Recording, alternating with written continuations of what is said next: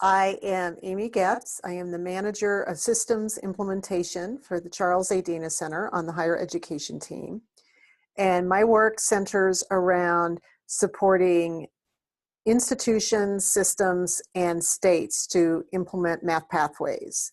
So the most pertinent part of that for this event is the institutional work. And in our suite of resources and tools, we have a lot of things that institutions can use to help plan what their implementation looks like, to help bring in different stakeholders, address specific challenges. So we have a lot of resources that I can help direct people to. I can also help do some problem solving around the types of issues that institutions often see and bring in some information about how others in the field have helped to address some of those challenges. There are different stages of the implementation. So at the very beginning, it's really understanding the current context.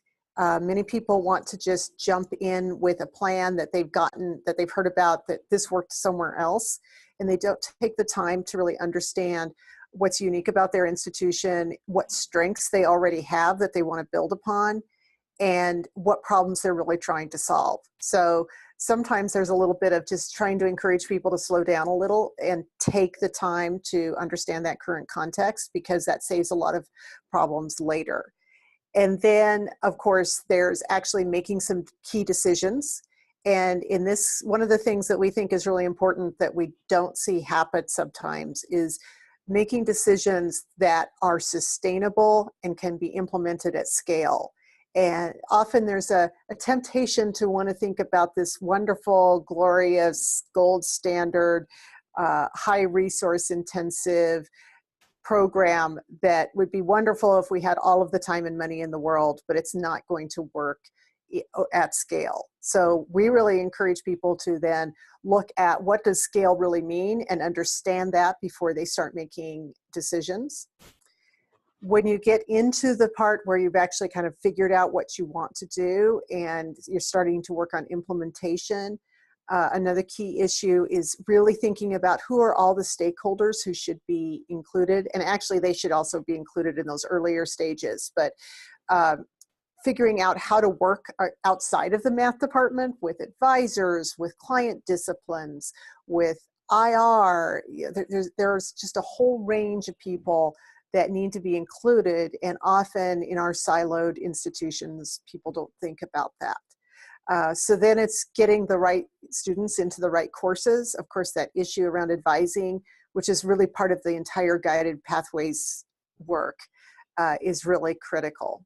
Big enough. It is about change management, and absolutely the good processes and the types of tools that we use are just good examples for any kind of change management process.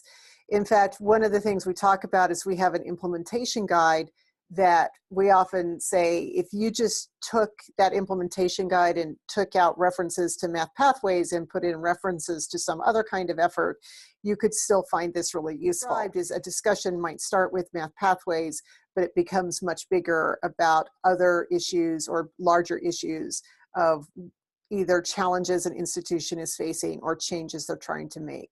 So that's a very typical discussion. And one of the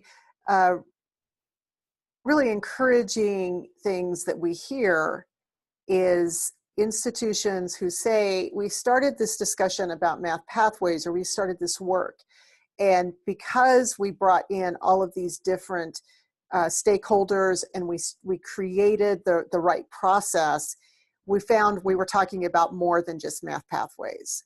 So definitely, we think that's important, because if an institution is thinking about math pathways as just this isolated little project that's off to the side, that just a few people are working on, or just the math department is working on, it will fail and it won't be sustained.